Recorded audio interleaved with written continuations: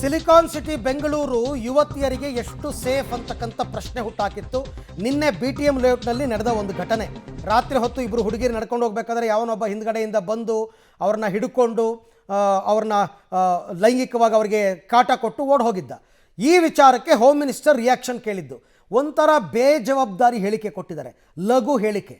ಅಯ್ಯೋ, ಬೆಂಗಳೂರಂಥ ದೊಡ್ಡ ದೊಡ್ಡ ಸಿಟಿನಲ್ಲಿ ಈ ಥರ ನಡೀತಾ ಇರುತ್ತೆ, ಅಲ್ಲೊಂದು ಇಲ್ಲೊಂದು. ಜನರ ಸ್ವಾಭಾವಿಕವಾಗಿ ಇದು ಜನರ ಗಮನ ಸೆಳೆಯುತ್ತೆ. ಆದರೂ ಕಮಿಷನರ್ಗೆ ಎಚ್ಚರಿಕೆಯಿಂದ ಇರೋದಕ್ಕೆ ಹೇಳ್ತೀನಿ ಅಂತ ಬೇಜವಾಬ್ದಾರಿ ಹೇಳಿಕೆ.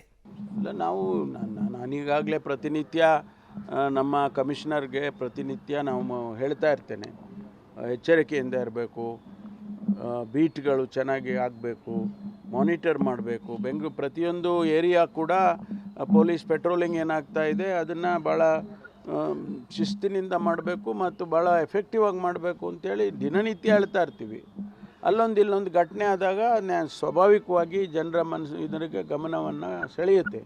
ಆದರೆ ಅಷ್ಟಕ್ಕೆ ನಾವು ಬಿಟ್ಬಿಡೋದಿಲ್ಲಲ್ಲ.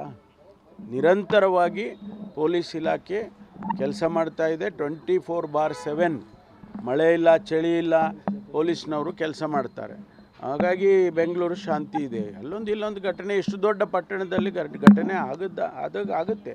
ಅದನ್ನು ನಾವು ಏನು ಕ್ರಮ ತಗೋಬೇಕು ಕಾನೂನು ಪ್ರಕಾರ ತಗೊಳ್ತೇವೆ. ಬೀಟ್ ವ್ಯವಸ್ಥೆನೂ ಇನ್ನೂ ಕೂಡ ಹೆಚ್ಚಿನ ಪರಿಣಾಮಕಾರಿಯಾಗಿ ಮಾಡಿ ಅಂಥೇಳಿ ಇವತ್ತು ಬೆಳಗ್ಗೆನೂ ಕೂಡ ನಾನು ನಮ್ಮ ಕಮಿಷನರ್ಗೆ ಸೂಚನೆ ಕೊಟ್ಟು ಕಳಿಸಿದ್ದೇನೆ.